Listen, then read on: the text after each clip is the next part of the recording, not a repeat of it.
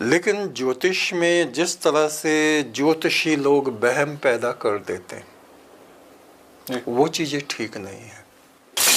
एक बार हम लोग स्टूडियो में थे, वहाँ एक ज्योतिषी जी 2-3 साथी जी आए कि भाई काल सर्प योग का वो बनवाओ विज्ञापन, अच्छा और ऐसा बनाओ लोग इतने डर जाएं,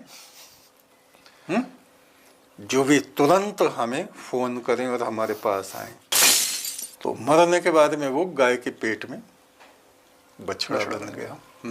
फिर उसका मनुष्य का जन्म हुआ। गुरुजी, क्या आप अपने किसी पूर्व जन्म के विषय में कुछ बताना चाहेंगे? मेरा नाम प्रोमेथियस था उस समय में। ये बचपन में नहीं, मुझे बाद में पता चला कि मेरा नाम प्रोमेथियस था। नमस्कार, आज हम सतपुरुष बाबा फुलसंदे वालों के साथ हैं और आज हम अपनी आध्यात्मिक जिज्ञासाओं का समाधान प्राप्त करेंगे।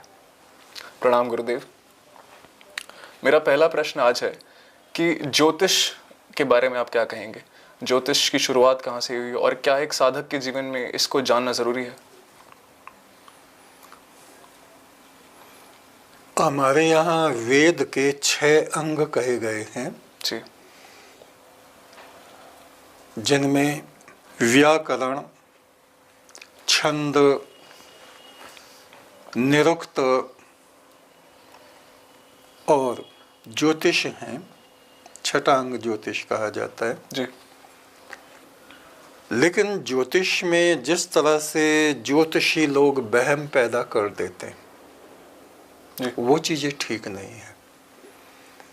एक साधक के लिए ये जानना जरूरी होता है कि नक्षत्रों की जी दिशा दशा क्या है और इस समय में हमारी साधना पे इसका क्या इफेक्ट पड़ेगा। जी जैसे पूर्णिमा है या जैसे दूज का चंद्रमा होता है, जी तो दूज का चंद्रमा लगातार बढ़ता है और पूर्णिमा में पूरा हो जाता है। जी तो ईश्वरीय साधनाएं, सतोगुणी साधनाएं हम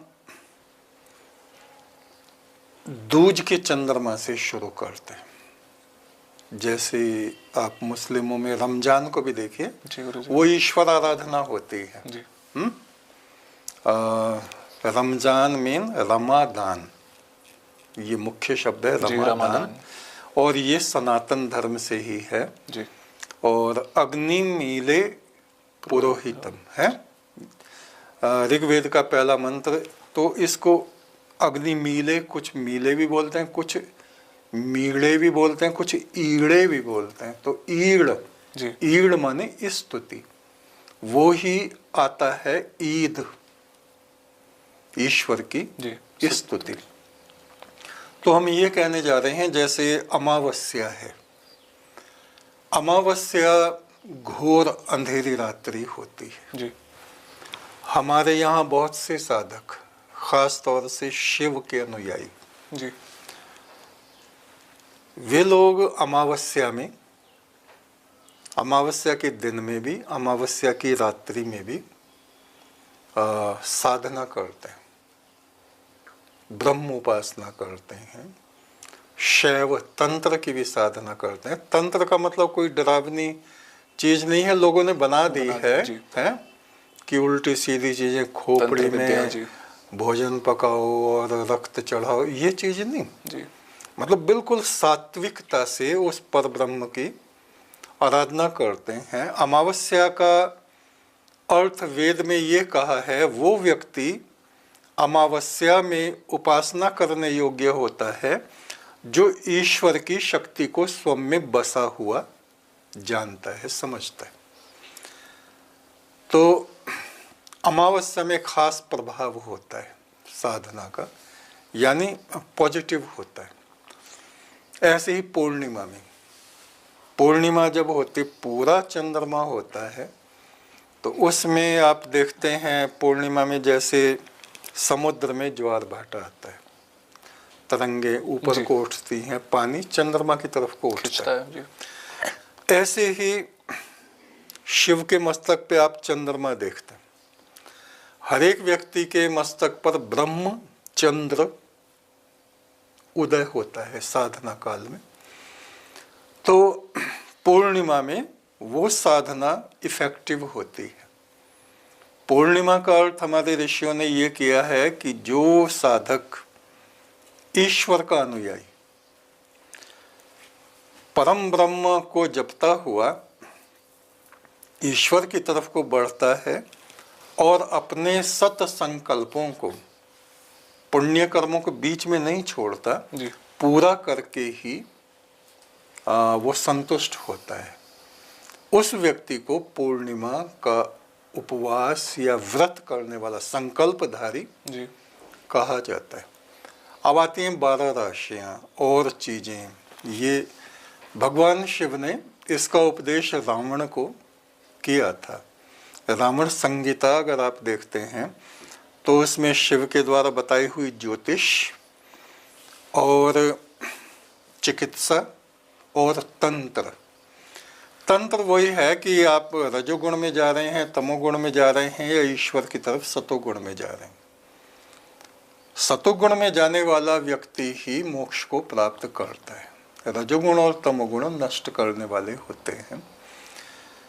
तो इस तरह से ज्योतिष को वेद की आंख भी कहा जाता है।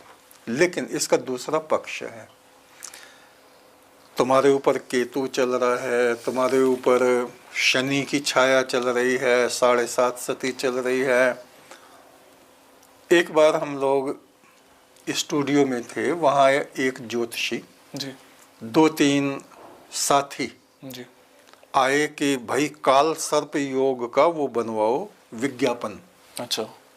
और ऐसा बनाओ लोग इतने डर जाएं,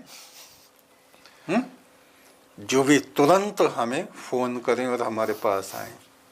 यानी किस तरह से हम दूसरों को डरा के धन कमाएं, भय से धन कमाएं। भय से। फिर कि ये रतन पहन लो, ये रतन पहन लो, आप वृश्चिक राशि है तो नीलम पहन लो, है जी गुरुजी। या सूर्य की राशि है सिंह है तो सूर्य की मणि पहन लो। इस तरह के बहुत सारे बवाल लोगों ने किए हुए हैं। सबसे बड़ी मणि क्या होती है पहनने योग्य? आत्म प्रकाश। जैसे नाग के अंदर मणि होती है, ऐसे ही हर एक मनुष्य के भीतर आत्मा रूपी मणि होती है। जी। उस मणि को जो सतोगुण से, साधना से, जी। पार ब्रह्म परमेश्वर के मंत्र से बारंबार प्रकाशमान करता है, वो ही उस ज्योति तत्व को जानने वाला होता है और वो ही ईश्वर को प्राप्त करने वाला होता है। तो हमें ज्योतिष को लेकर ना तो भयभीत होना चाहिए, जैसे कि लोग डराते हैं, जैसे डॉक्टर डराते हैं। आप डॉक्टर के पास चले जाओ, आपके पास कुछ भी नहीं है जी। कोई बीमारी नहीं, और उनसे हो। कहो कि मेरा हाथ देखना, मुझे ऐसी थकान से, अरे तुम्हें कैंसर हो सकता है, हैं? ऐसी भयानक बीमारी बता देंगे जी। क्योंकि उनका वो बिजनेस है। ऐसी ज्योतिषियों ने लोगों को डरा डरा के हम लोग एक स्टूडियो में गए थे तो उन्होंने बताया कि हमारे यहाँ जितने ज्योतिष आते हैं लोगों को कैमरे पे बैठ के तो बड़ी ज्ञान की बात बताते हैं और खुद शराब पीते हैं। तो शराब पीने वाला ना तो अच्छा व्यक्ति होता है, ना ज्योतिषी होता है, ना कोई ज्ञानवंत होता है। जी। तो इसका दुरुपयोग ज़्यादा है कि आप रुद्राक्ष पहनिए, आप मोती पहनिए। मोती, सच्चे मोती से हम भी पर ब्रह्म को जपते हैं और उसका प्रभाव होता है शांति। जी। हमारे पास ये सच्चे मोती की माला है, इस पे पार ब्रह्म परमेश्वर का मंत्र, एक तू सच्चा तेरा नाम सच्चा, हम जपते हैं और सारी संगत को भी बताते हैं। लेकिन ये हमारे बिजनेस नहीं है, या हम इसका विज्ञापन नहीं करते कि आप हमसे माला ले लो और इतना धन दे दो या ये दो, तो ये बेकार की चीज़ है, ऐसा नहीं होना चाहिए। जी। तो ज्योतिष केवल इसलिए है कि परमेश्वर के राह में हमें कौन कौन सी गाइड लाइन मिल सकती है। जी। हाँ गुरुजी, कुछ प्रश्न मैं आपसे पुनर्जन्म के बारे में पूछना चाहूँगा। हाँ हाँ। मैत्री मुनि का कोई दूसरे जन्म भी हैं क्या? हाँ, उनके कई जन्म हुए थे। उनके बारे में एक प्रसिद्ध बात ये मिलती है कि व्यास मुनि थे और उन्होंने देखा एक चींटा रास्ते को पार कर रहा है। जी। बड़ी तेजी से धीरे धीरे छोटे छोटे पैर रख के जा रहा है। तो व्यास मुनि ने पूछा, अरे कीड़े मकोड़ों का शरीर तो व्यर्थ होता है, निम्न योनि मानी जाती है, इतनी शीघ्रता से कहाँ जा रहे हो, क्यों चिंतित हो? तो उस चींटे ने कहा, ऋषिवर, ये जीवात्मा जिस शरीर को धारण करती है उसी से इसका प्रेम हो जाता है, उसी में इसकी आसक्ति हो जाती है, उसी की ये रक्षा भी करना चाहते, अपना शरीर की रक्षा हर कोई जीवात्मा करना चाहते है। कि बहुत दूर से एक रथ आ रहा है और मैं जल्दी जल्दी इसलिए निकल रहा हूँ कहीं रथ के पहिए के नीचे में आके मर ना जाऊं। बोले अच्छा। तो उन्होंने पार ब्रह्म का मंत्र उस चींटे को दिया कि तुम ये मंत्र जपना। उन्होंने जपा, उपवास किया चींटे ने और वो शरीर छोड़ दिया। अगला जन्म उसका एक पक्षी के रूप में हुआ। उसको वो पिछला जन्म याद रहा और वो ऋषि जी। व्यास मुनि याद रहे कि उन्होंने मुझको ये मंत्र दिया था। उड़ता हुआ उनके आश्रम में गया, वहाँ उनको प्रणाम किया, गुरुदेव आप मेरे पिछले जन्म के गुरु हैं और मुझे फिर से उद्धार का रास्ता बताइए। वही मंत्र दोबारा उन्होंने कहा कि जो हमने पहले दिया था वही जपो और साधना करो, तपस्या करो और उपवास करो।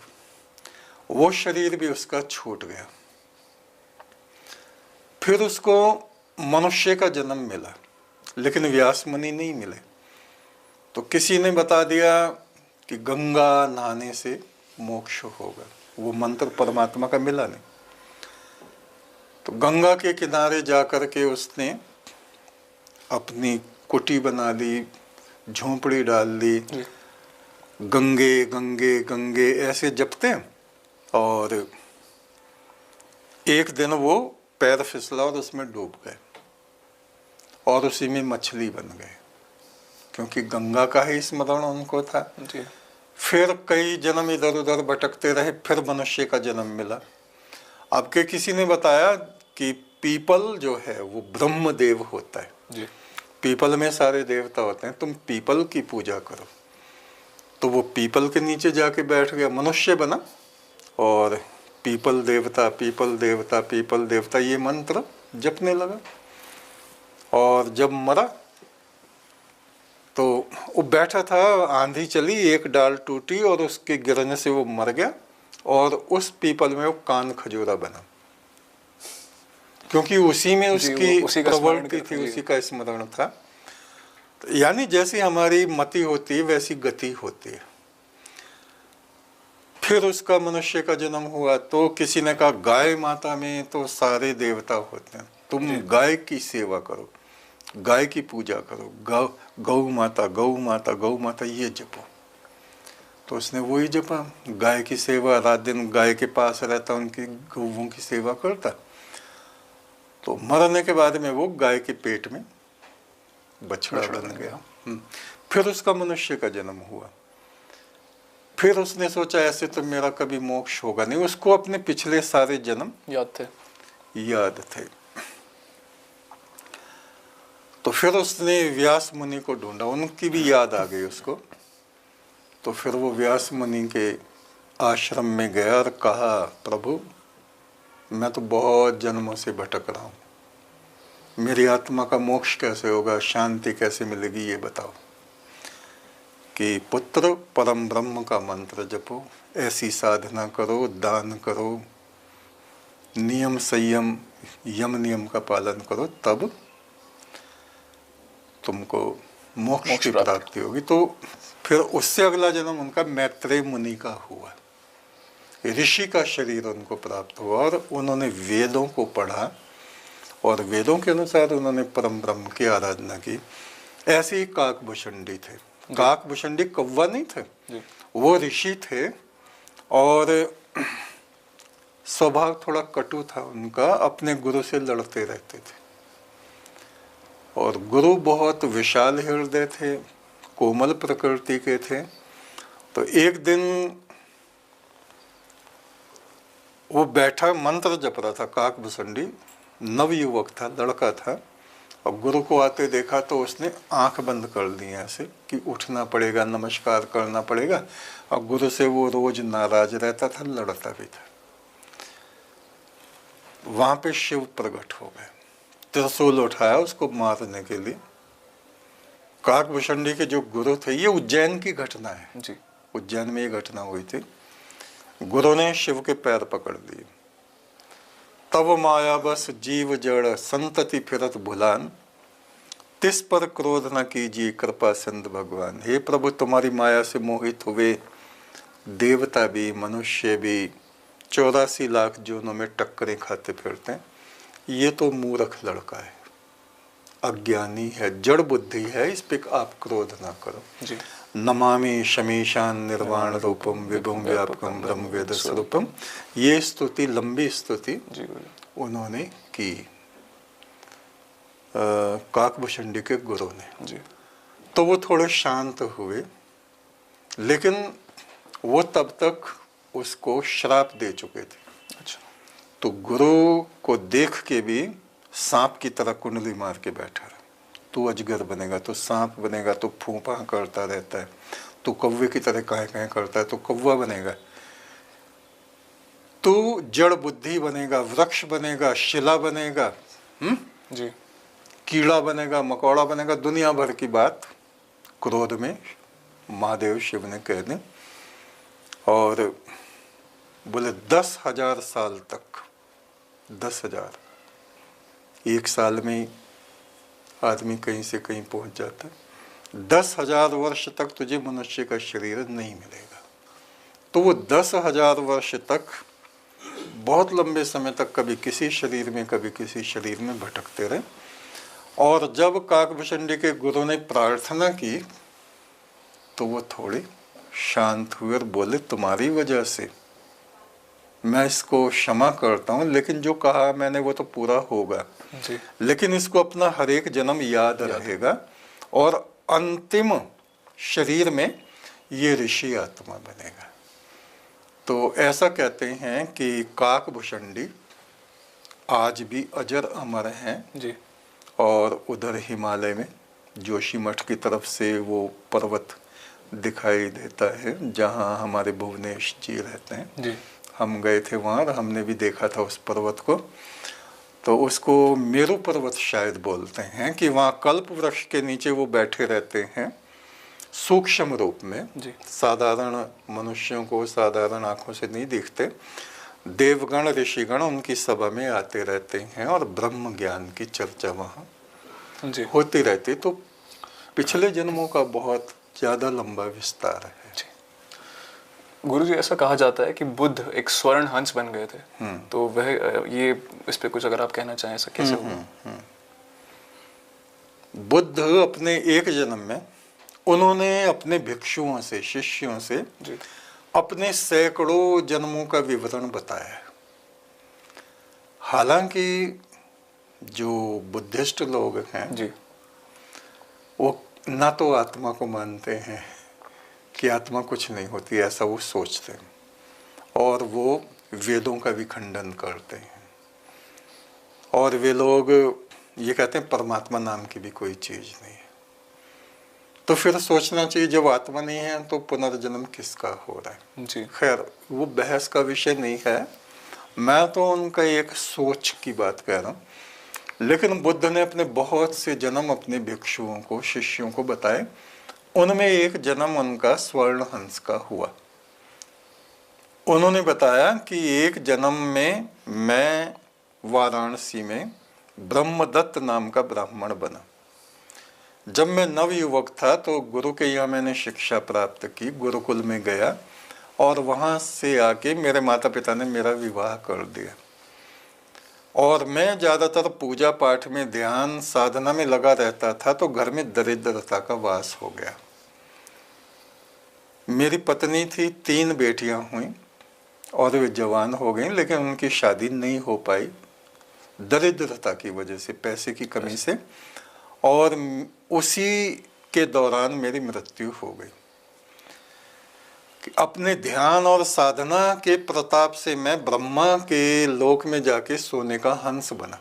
जी। बुद्ध कहते हैं इस बात को। और वहाँ मैं सप्त ऋषियों के मुख से, ब्रह्मा के मुख से वेद गायन सुनता था और बड़ा मगन रहता था। एक दिन मेरे मन में विचार आया कि ये यहाँ मैं सोने का हंस हूँ, इससे पहले मैं कहाँ था, मेरा जीवात्मा जी। कहाँ था। तो मैंने ध्यान लगा के देखा तो मुझे पता चला मैं वाराणसी में पृथ्वी पर एक ब्राह्मण के शरीर में था। तो मेरे मन में मोह पैदा हुआ जी। पिछला जन्म मुझे याद आया। तो मैंने सोचा अपनी पत्नी को देखूं, बेटियों को देखूं, घर का क्या हाल है ये देखूं। जी। तो वो हंस उड़ता हुआ पृथ्वी की तरफ आया ब्रह्मलोक से, और वहाँ वाराणसी में पहुंचा और अपने घर की मुंडेर पे, कच्चा घर था, वो मुंडेर पे बैठ गया। और घर की दरिद्रता और दुर्दशा देख के उसे बड़ा दुख हुआ। सोने का हंस था। उसने अपनी पत्नी को देखा और कहा, हे ब्राह्मणी सुनो, मैं तुम्हारा पति हूँ, देवदत्त नाम का, जो मर गया था जी। और अब ब्रह्मा के लोक में हंस बना हूँ। तो उसने अपने पंख फड़फड़ाए और एक पर सोने का नीचे गिरा दिया आंगन में, जी। कि तुम इस पंख को उठा के बाजार में बेच के अपना काम चला लो, मैं दोबारा फिर आऊंगा। जी। और वो उड़ गया। कुछ दिन बाद वो फिर दोबारा गया, तो घर की हालत थोड़ी सी सुधर गई थी। फिर उसने एक पंख गिराया, कहा मैं फिर आऊंगा। अब उसकी पत्नी को भी मोह हो गया कि वो आएगा तो कुछ ना कुछ देगा, सोने का पंख हमें मिलेगा। और उसको भी मोह हो गया, हंस को, ये मेरे बेटियां हैं, ये मेरी पत्नी है। जी। वो फिर आया। तो इस बीच उस ब्राह्मणी ने अपनी तीनों पुत्रियों से मशवरा किया, सलाह की कि अब के जब तुम्हारा पिता आएगा ना, सारे पंख, हाँ, तो अब के हम उसको पकड़ लेंगे। तो ऐसा ही किया उस ब्राह्मणी ने, मीठी मीठी बातें करके कि ये आपका ही घर है स्वामी, नीचे आंगन में आ जाइए। जी। और तीनों चारों ने मिलकर उसे पकड़ लिया और उसके पंख सारे उखाड़ लिए, लालच के कारण, कि पंछियों का क्या भरोसा, अगली बार आए ना आए, हम गरीब रह जाएं। जी। तो वो उखाड़ते ही पंख वे साधारण पक्षी जैसे हो गए, सोने के पंख नहीं रहे। ब्राह्मणी को बड़ा अफसोस हुआ। उसने मट्टी के एक बड़े से घड़े में उसको रख दिया। कई महीने के बाद उसके पंख निकले, लेकिन वे सोने के नहीं थे, वे साधारण पक्षी जैसे थे। जी। तो एक दिन वो हंस उस घड़े में से निकला, उड़ के मुंडेर पे बैठ गया। अपनी पत्नी को कहा कि सुनो, मैं ब्रह्मा के लोक में रहने वाला, रोज वेद मंत्रों को सुनने वाला, मेरे मन में ऐसा ज्ञान और मोह छा गया है कि मैंने यहाँ तुम्हारे बीच में आके अपने पंख उखड़वा लिए, कि जो ये सारा संसार साधारण मनुष्य मोह में पड़े हैं, इनकी कैसी दुर्गति होगी। जी। कि अब मैं जाता हूँ। उड़ के वो फिर दोबारा गए और रास्ते में सोचने लगा कि अब मैं ब्रह्मा के लोक में कैसे जाऊं। वहां जाने के योग्य में नहीं रहा, तो वे एक अन्य ऋषि के यहाँ चले गए और उन ऋषि ने उस पे हाथ फेरा, तो वो फिर सोने के पंख उसके हो गए और वे उड़ के फिर ब्रह्मा के लोक में चले गए। तो मुझे ये ध्यान आता है, उस जन्म में वो जो ऋषि थे ना जी, वो मेरा जन्म था। अच्छा, जो दोबारा उनके पंख उस ऋषि ने जी स्वर्ण के बनाए थे। गुरुजी, जैन तीर्थंकर अपने पिछले जन्मों में क्या स्त्री बन गए थे? मल्लीनाथ थे। मल्लीनाथ, मल्लीनाथ नाम था उनका। हुआ ये था कि 6 लड़के थे। जी, 6 विद्यार्थी, वे लोग हाई स्कूल में पढ़ते होंगे और जिस रास्ते से वो जाते थे तो वहाँ कुछ मुनि, जैन मुनि जी बैठे रहते थे, धर्म चर्चा करते थे, तो वे लड़के भी रुक के वो ज्ञान की बातों को सुनते थे। जी तो धीरे धीरे उनके मन में बैराग हो गया। अब उन्होंने क्या सोचा, हम भी मुनि बन जाएं। लेकिन घर में जिक्र किया जाके तो घर वाले कहाँ बनने देते हैं नए लड़कों को। वो तो कहेंगे पहले तुम शादी करो, पहले पढ़ाई करो, फिर बिजनेस करो, फिर बनना। जी तो उन 6 के 6 का विवाह भी हो गया और बिजनेस भी उन्होंने कर लिया, उनके बच्चे भी हो गए। तो उनमें एक मल्ल नाम का था, मल्ल। तो उसने कहा कि अब तो सब काम हो गए, अब तो चलो मुनि बन जावे। जी मतलब उनकी प्रौढ़ अवस्था आ गई। तो वे 6 के 6 मित्र उन मुनि के पास जाके कहा, हमें आप मुनिचर्या दे दो, हमें मुनि बना लो, जिससे हमारा जन्म सुधर जाए। जी तो उन मुनि ने उनको दीक्षा दे दी, जैन दीक्षा, जी और वे मुनि बन गए। तो उसमें वो क्या करते, जो वो मल्ल था ना, मल्ल जी उनका वो हेड था।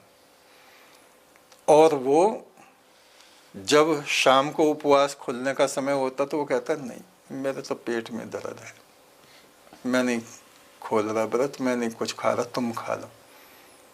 अगले दिन फिर 3-3 दिन के उपवास रखता और वो एक एक दिन में खोल देते।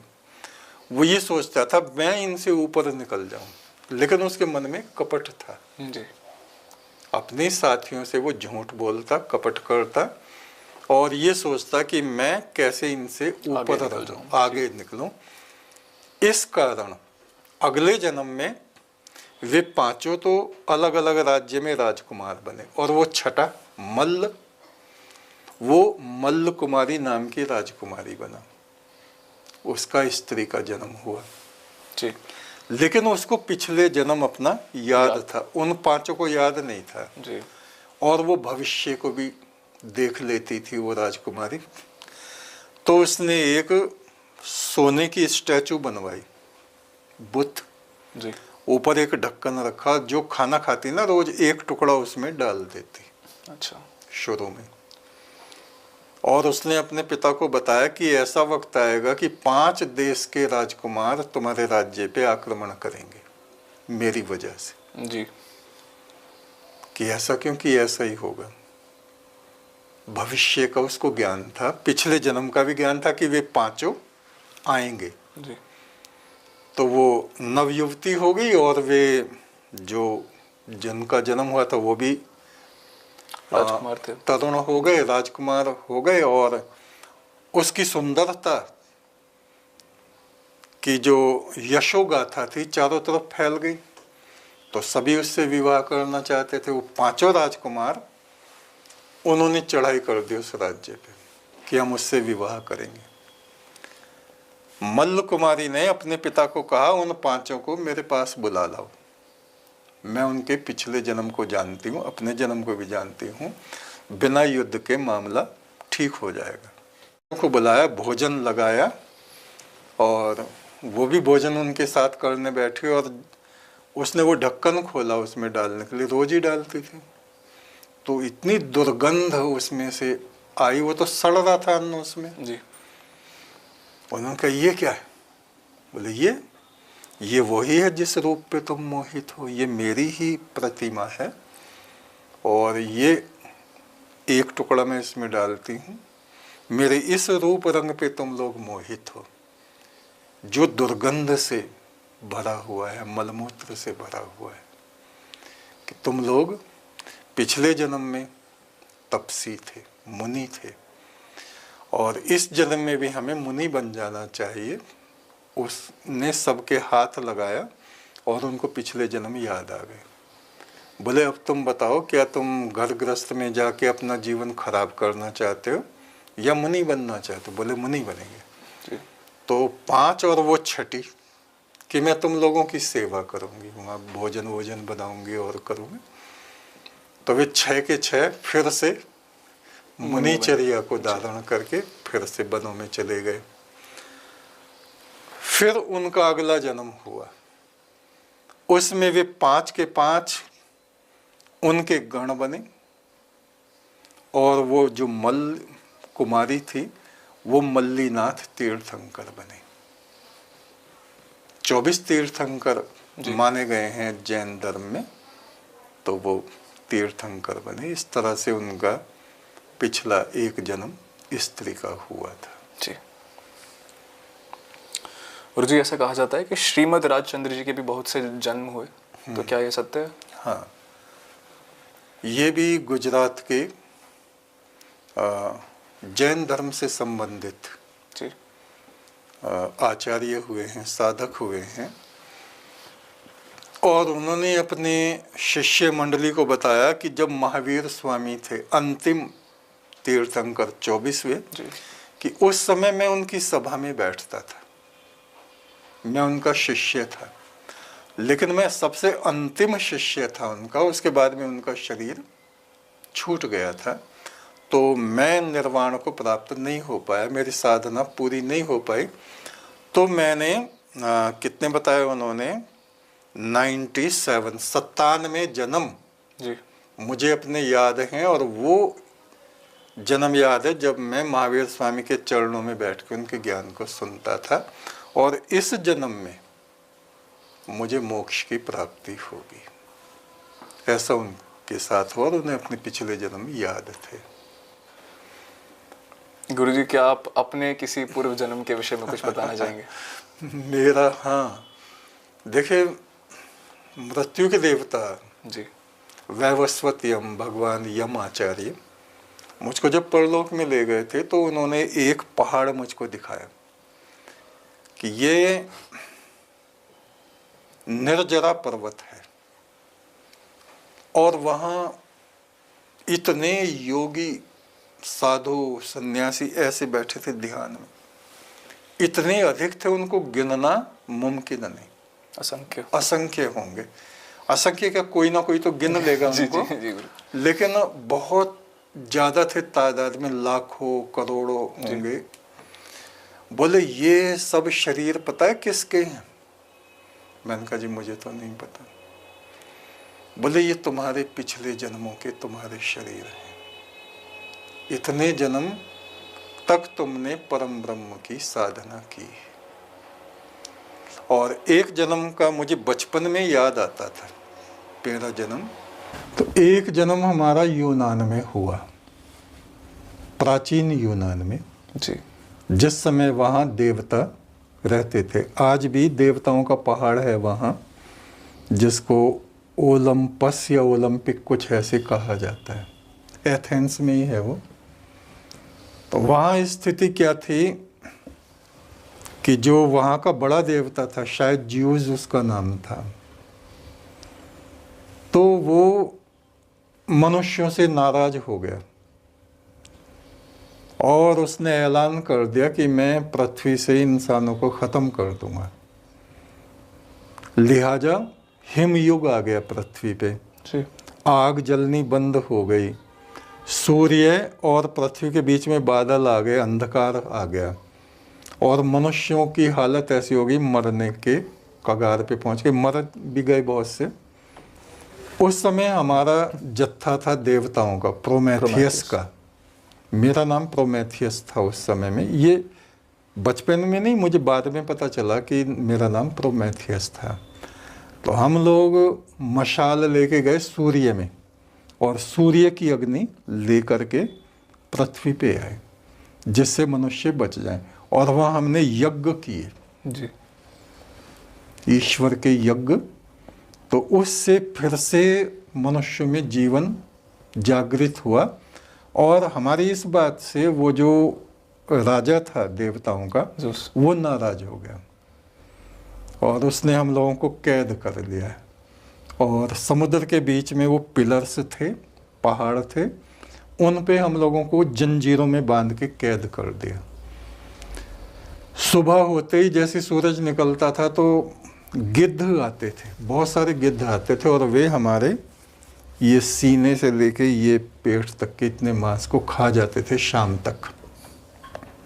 सूरज जैसे छिपा, फिर एक फरिश्ता आता था, वो हमको ईश्वरीय गीत और उसकी बातें सुनाता था, प्रार्थना हमारे लिए करता था और हमारा पूरा मांस भर जाता था। सुबह होती थी, फिर वो गिद्ध आ जाते थे। सैकड़ों वर्षों तक ये यातना का सिलसिला चलता रहा जी। हमारी हालत को देख के जो वृद्ध देवता थे उनको दुख हुआ, तरस आया और कहा ये तो नवयुवक हैं सारे और इनका इतना बड़ा दोष तो है नहीं, इन्होंने तो करुणा के वशीभूत होकर मनुष्यों को बचाया। तो मुकदमा चला उनकी अदालत में बहुत लंबे समय तक, वो भी फिर ये पास हुआ इनको क्षमा किया जाए और इनका कोई दोष नहीं है, इन्होंने तो मनुष्य जाति पे उपकार किया है। फिर वहाँ से हमारी रिहाई हुई। तो और बचपन से ही ना मेरे शरीर में जी। सीने में दर्द होता था और मुझको बिल्कुल वो सारी चीज़ें बार बार दिखाई देती थी। मैं अपनी माताजी को बताता था जी। और ठंडे पानी में नहा लेता था तो दर्द हो जाता था। अब भी मैं गर्म पानी में ही मुझको नहाना पड़ता है। मतलब वो पिछला इफेक्ट जी अब तक अभी तक आपको महसूस होता है जी।